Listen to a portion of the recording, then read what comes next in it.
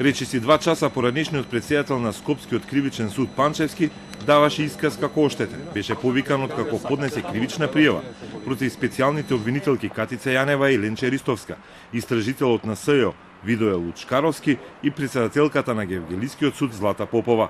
Смета дека сите заедно постапувале незаконито за претресот кој извршен во неговиот кабинет и во неговиот дом во рамки на предистражна постапка на СЈО за оддавање на службена тајна.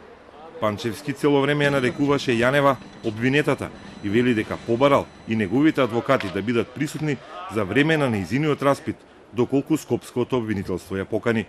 Ова е голем предизвик за основното јавно обвинителство, за да се спроведе конечно законот во Република Македонија, конечно специјалното обвинителство со своето незаконито работење да излезе пред лицето на правдата и на некаков начин да се утврдат сите тие незаконитости во некоја судска постапка. Од СЈО и од тимот на Јанева не сакаа да ја коментираат постапката која води Скопското обвинителство по поднесената приватна кривична пријава.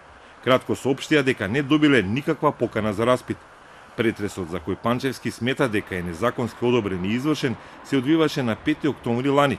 СЈО истражуваше кој ги открива нивните службени тајни, затоа што при претрес во домот на Љупчо Палевски открија дека почнал да брише од компјутер фајлови со прислушувани разговори во периодот откако судот ја одобрил наредбата за претрес во неговиот дом.